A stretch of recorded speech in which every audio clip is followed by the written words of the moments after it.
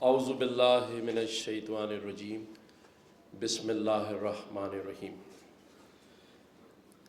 سب سے پہلے میں خراج تحسین پیش کرنا چاہتا ہوں مولانا بشیر فاروقی صاحب کو۔ کچھ لوگ صرف رات میں خواب دیکھتے ہیں، یہ شاید واحد ہیں جو دن میں بھی خواب دیکھتے ہیں۔ ایک خواب علامہ اقبال صاحب نے دیکھا تھا تو قائد اعظم محمد علی جناح نے اس کو امپلیمنٹ کیا، اور ایک $100 بلین کا خواب ہمارے مولانا بشیر فاروقی صاحب نے دیکھا ہے، جسے ہم سب مل کے پورا کریں گے انشاءاللہ تعالی۔ پاکستان ایک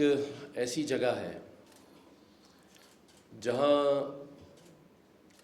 ہر قسم کا شخص ملتا ہے۔ دنیا میں تو کچھ پروڈکٹس ہوتی ہیں نا جو ملتی ہیں، یہ پاکستان وہ جگہ ہے جہاں جذباتی لوگ، محبت کرنے والے لوگ، اپنی جانوں کا نذرانہ پیش کرنے والے لوگ، اور ایسی مائیں اس ملک میں ہیں جو سرحدوں کی حفاظت پر ایک بیٹا شہید کروا کر دوسرے بیٹے کو بھی اسی یونٹ میں بھیجتی ہیں، اور اس جذبے سے سرشار کہ اسے بھی اللہ کی راہ میں شہید ہوتا دیکھے۔ ایسی ماں بھی میں نے دیکھی جس نے اپنے شوہر کو سرحدوں کی حفاظت پر شہید کروا لیا اور پھر اپنے بیٹے کو بھی وہیں بھیجا۔ تو یہ جذبہ، یہ محبت اور ہر چیز کے لیے جہاد کا جذبہ لینے والی قوم ہے جس کی جتنی قدر کی جائے کم ہے۔ بدقسمتی سے ہمارے ان جذبوں کو، اور جو پاکستان میں 62% جو یوتھ ہے جو کہ ٹیلنٹڈ ہے، ٹیلنٹ سے بھری پڑی ہے، اس کے اس جذبے اور ٹیلنٹ کو دیکھ کے کچھ ایسے ممالک جو کہ نہیں چاہتے ہیں پاکستان کی ترقی، انہوں نے دنیا میں جو پاکستان کا تصور یا بیانیہ ڈیولپ کر دیا ہے، میں سمجھتا ہوں اس بیانیے کو توڑنے والی جو ٹیم ہے وہ یہاں بیٹھی ہے۔ یہ وہ IT کے ٹیلنٹڈ اسٹوڈنٹس ہیں جو اس بیانیے کو چینج کریں۔ اس بیانیے کو ہمارے یہ جو کونسل جنرلز یہاں سارے بیٹھے ہیں، میں ان سے بھی ریکویسٹ کروں گا کہ آپ اپنے اپنے ملکوں میں یہ ضرور لکھ کر بھیجیں کہ جیسا پاکستان کے بارے میں دنیا میں تاثر یا بیانیہ بنایا گیا ہے، آج آپ نے اپنی آنکھوں سے دیکھا ہے کہ یہاں لوگ گورنمنٹ کی مدد کے بغیر، بشیر فاروقی صاحب جیسے لوگ اور یہ وہ سارے ہماری جو ٹیم ہے، اسٹوڈنٹس ہیں، یہ ہمارے لوگ یہاں سب جو بیٹھے ہیں، یہ سب کچھ کر سکتے ہیں۔ اور یہ جو بیانیہ ہے کہ پاکستان میں حالات خراب ہیں، پاکستان میں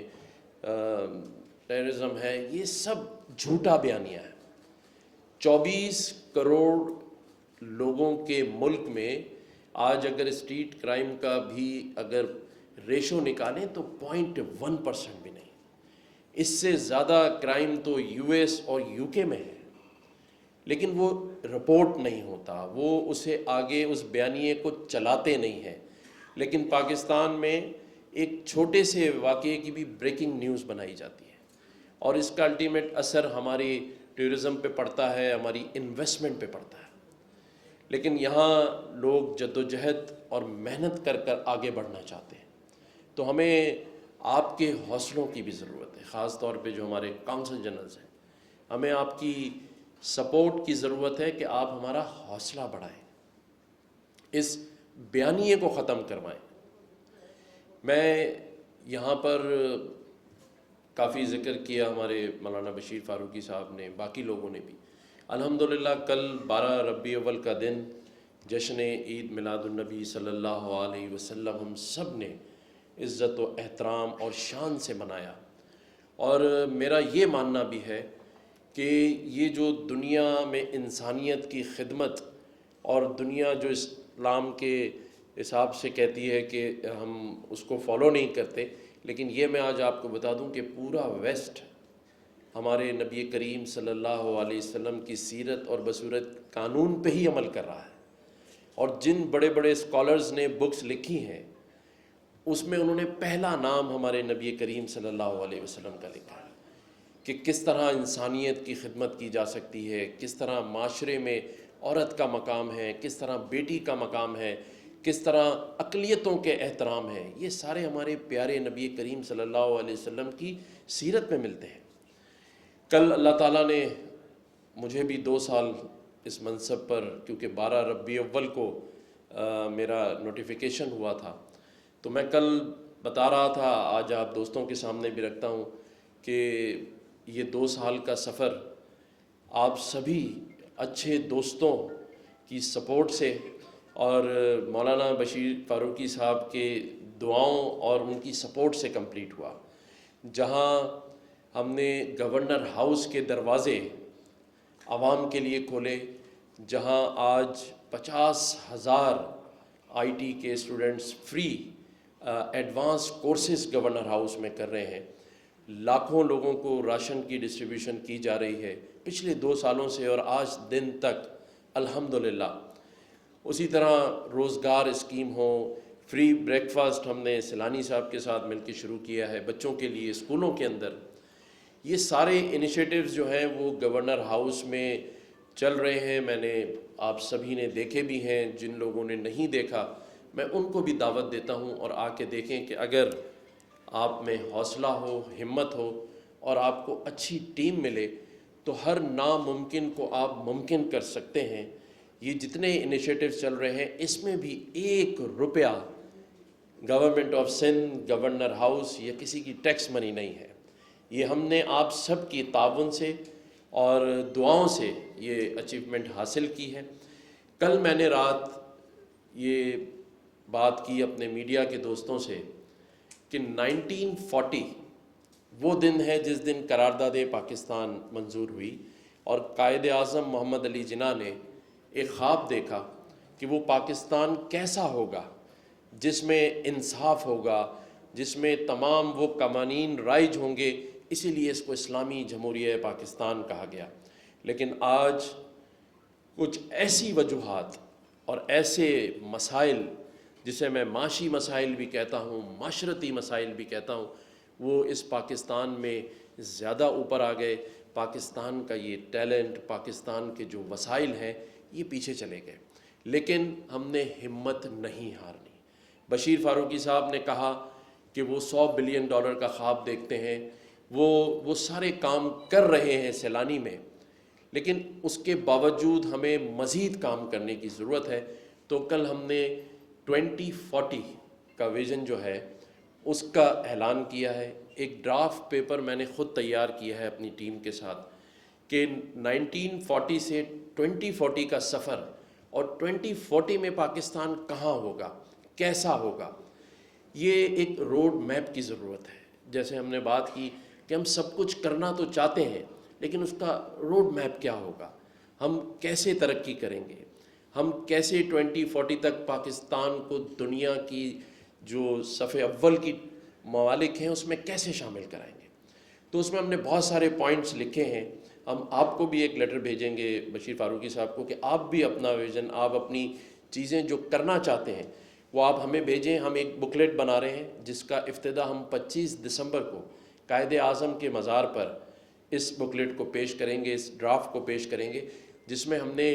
جیسے میری ایک خواہش ہے یا خواب ہے کہ 2040 تک پاکستان میں، پورے پاکستان میں تقریباً 100 سے زائد 5 اسٹار ہوٹلز ہونے چاہیے.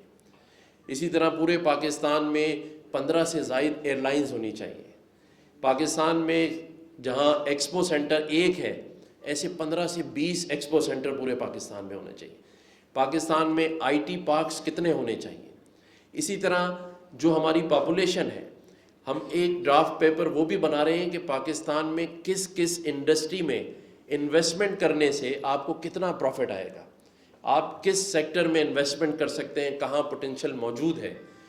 وہ پیپر بھی ہم اس میں لگائیں گے. ہم نے تمام ایسوسی ایشنز کو خط لکھنا شروع کر دیے ہیں کہ آپ اپنے اپنے آئیڈیاز اور پرپوزلز ہمیں بھیجیں.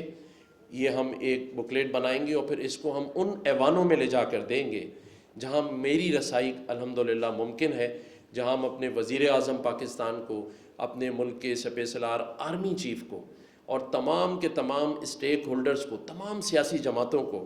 یہ بکلیٹ دیں گے اور اس کو کہیں گے کہ کم از کم اس کو سبھی انڈورس کریں، اور ہم پھر اس پر 3 روزہ ایکسپو سینٹر میں 2040 ویژن کے ساتھ کانفرنس کا انعقاد کریں۔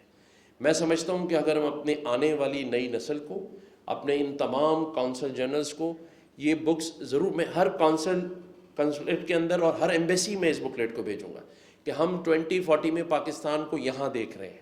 اور ہمارے پاس یہ اپرچونٹیز موجود ہیں جہاں آپ اپنے ملک کے انویسٹرز کو لے کر آئیں۔ ہم تمام چیزوں کو ان ارباب اختیار سے ڈسکس کریں گے کہ اگر آپ آج سے ان تمام پروجیکٹس میں فیسیلیٹیشن کاؤنٹرز بنائیں 2040 کا، کہ ہم کہاں پہنچنا چاہتے ہیں۔ دیکھیں، میرے سامنے ملیشیا کے کونسل جنرلز بیٹھے ہیں، ترکیہ کے کونسل جنرلز بیٹھے ہیں، UAE، بحرین، ہمارے پاس جو ہے وہ جاپان کے کونسل جنرلز بیٹھے ہیں، ایران کے ڈپٹی کونسل جنرلز بیٹھے ہیں، انڈونیشیا کے کونسل۔ دیکھیں انہوں نے کیسے ترقی کی ہے۔ آج آپ ملیشیا جائیں، کوالالمپور پہنچیں تو آپ کا سر اوپر سے نیچے نہیں ہوتا بلڈنگیں دیکھتے ہوئے۔ ہم اپنے آباد والوں کو بھی یہ ڈرافٹ بھیجیں گے کہ کیسے جو پورے پاکستان کے شہر ہیں، چاہے وہ کراچی ہو، لاہور ہو، کوئٹہ ہو، پشاور ہو، وہاں ہر شہر میں 100 بلڈنگیں کیسے بنیں۔ ہمارے ایئرپورٹس کی ڈیوٹی فری شاپس کیسی ہونی چاہیے۔ ہمارے پاکستان کے سارے برانڈز ایئرپورٹ پر موجود ہونے چاہیے، اور گورنمنٹ اس کو لازمی قرار دے۔ آج پاکستان میں ہر آدمی آ کے 2000 گز کا پلاٹ ڈیفنس میں خرید لیتا ہے، 3 سال 4 سال کے بعد ڈبل میں بیچ کے چلا جاتا ہے۔ لوگ اپنے لیے کما رہے ہیں، لیکن اپنے وطن کے لیے خرچ کرنا سیکھیں، اپنے وطن کی عزت کے لیے خرچ کرنا سیکھیں، اس کے نام کے لیے، سبز ہلالی پرچم کی ترقی کے لیے۔ یہ ہے پاکستانی ہونے کا ثبوت۔ اپنے لیے کیا تو سبھی نے کیا، اس سے کیا فرق پڑتا ہے۔ میں گیا تھا ابھی 7 سپٹمبر کو آرمی کے گریو یارڈ میں، میں جب اندر داخل ہو رہا تھا تو میں دیکھ رہا تھا کہ بڑے بڑے جو ہمارے جرنلز گزرے ہیں، لوگ گزرے، ان کے نام صرف اب قبروں کے ان ناموں پر لکھے ہوئے ہیں، کل ہمارا نام بھی لکھا جائے گا۔ یہ ساری دولت، یہ ساری زمین جائیداد یہیں رہ جانی ہے۔ اپنے ساتھ جو آپ چیز لے جائیں گے وہ لوگوں کی خدمت کا جذبہ، لوگوں کو ایک دوسرے کا مسیحا بننا، اور اپنی زندگی میں ایسے کام کرنا جس پر میں آصف جانگڑا صاحب کو بھی خراج تحسین پیش کرتا ہوں۔ اور میں یہ فیل کر رہا تھا کہ کیسی ایک پراؤڈ مومنٹ ہوگی جب ان کی بیٹی آ کر یہ بات یہاں کہے کہ میں اپنے فادر کو بڑا پراؤڈ فیل کرتی ہوں کہ انہوں نے مجھے یہ ویژن دیا، یہ اختیار دیا۔ یہ چیزیں، یہ ایگزامپل سیٹ کرنی ہے کہ آپ اپنی زندگی میں اپنے بچوں کے لیے ایک ایسی راہ ہموار کر کر جائیں، ایسی ان کی تربیت کریں کہ وہ انسانیت کی خدمت کا جذبہ لے کے چلیں۔ اور جب تک یہ جذبہ، یہ صرف گھر کی تربیت سے ہی حاصل ہو سکتا ہے۔ آج ہم ایسے گھر میں تربیت نہ کریں کہ کل ہمارے بچے ہمارے ہاتھ میں نہ ہوں، کل ہمارے بچے نافرمان ہو جائیں۔ یہ زیادہ دولت کا نشہ، یہ بچوں کو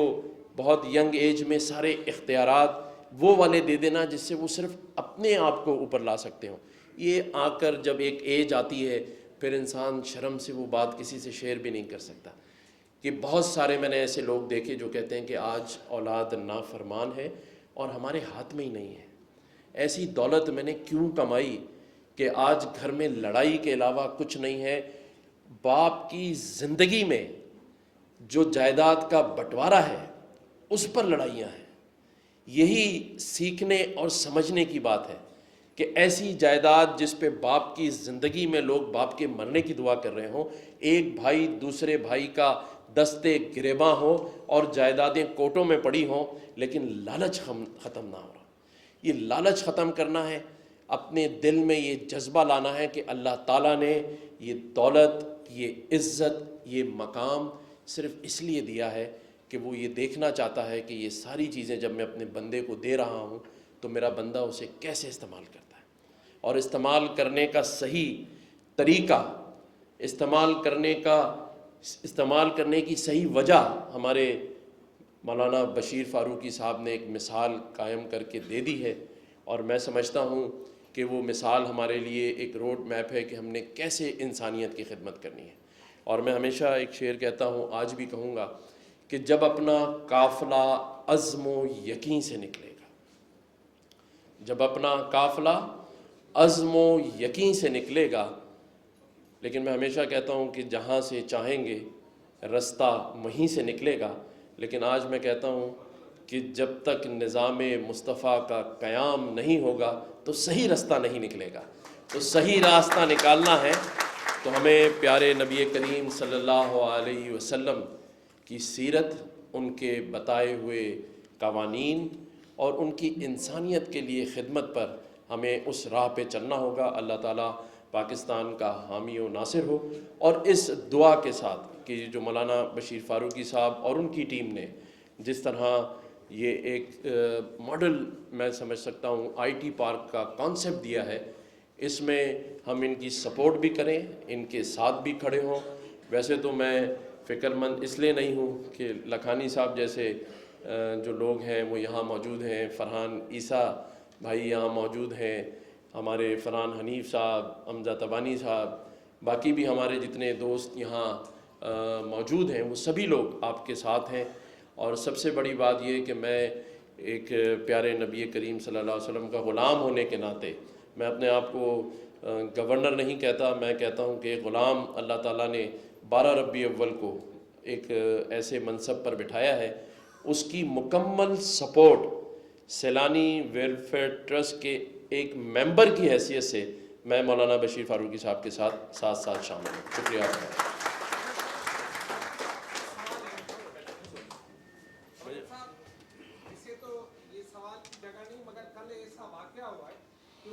پاکستانی ہم اپنے پرچم اور اپنے ترانے پر جان دیتے ہیں، جیسے کہ آپ نے کہا کہ ہمارے لوگ سرحدوں پر اپنے جھنڈے کی حرمت اور ترانے کی حرمت کے لیے اپنی جانیں قربان کرتے ہیں، لیکن کل ایک صوبے میں کچھ ایسے بھی لوگ تھے جو برسوں سے ہمارے پڑوسی بھی ہیں لیکن ہمارے پرچم اور ہمارے ترانے کی عزت نہیں کرتے، انہوں نے ہمارے ترانے پہ اٹھنا بھی پسند نہیں کیا۔ ایسے لوگ جو کہ میں سیدھی بات کر رہا ہوں، افغانی جن لوگوں نے اس وقت بھی ہماری سرحدوں پر بہت ساری جو ہے وہ خرابیاں پیدا کی ہے، تو ایسے لوگوں کا کیا علاج کرے جو ہمارے پرچم ہمارے ترانے کا احترام نہیں کرتے؟ دیکھیں، یہاں سارے کونسل جنرلز موجود ہیں اور یہ ایک سفارتی آداب، سفارتی احترام جسے ہم کہتے ہیں اس کے زمرے میں آتا ہے۔ میں وہ مثال دے سکتا ہوں کہ ہمارا پڑوسی ملک جسے ہم برملا اپنا دشمن قرار دیتے ہیں، میں بات بھارت انڈیا کی کر رہا ہوں، لیکن وہاں بھی جب ہم نے دیکھا کہ پاکستانی کرکٹ ٹیم اور انڈیا کی کرکٹ ٹیم کھڑی تھی اور جب دونوں ملکوں کے قومی ترانے سنوائے گئے تو دونوں ٹیموں نے احتراماً کھڑے رہے، کوئی کسی کے ترانے پہ بیٹھ نہیں گیا۔ جہاں تک بات آپ نے افغان کونسل جنرل یا سفیر کی ہے،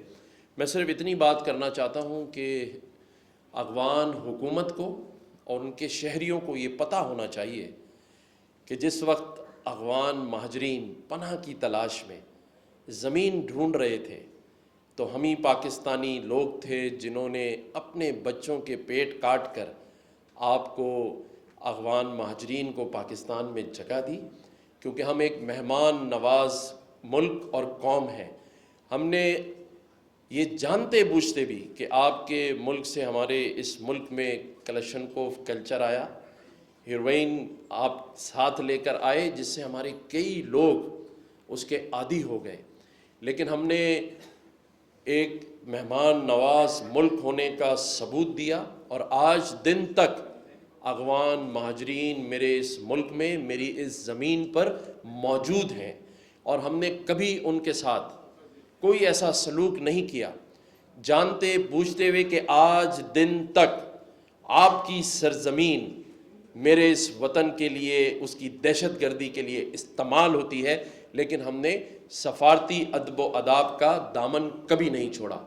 میں صرف یہی کہہ سکتا ہوں افغان حکومت کو کہ آپ کے اس ایک سفیر کی وجہ سے میرے ملک کے لوگوں کا دل دکھا ہے۔ میں بحیثیت پاکستانی اپنے سبز ہلالی پرچم اور اس کے ترانے کے لیے اپنی جان کا نذرانہ دے سکتا ہوں۔ یہ سبز ہلالی پرچم ہماری پہچان ہے، یہ ترانہ ہماری پہچان ہے۔ تو افغان حکومت سے یہی کہوں گا کہ فی الفور اپنے سفیر کو واپس بلا لیں اور کوئی مہذب سفارتی ادب و آداب کا ماننے والا اور جاننے والا سفیر بھیجیں. ایسے سفیر کی ہمیں ضرورت نہیں جو ہمارے اور آپ کی دونوں کی رسوائی کا سبب بنے. شکریہ.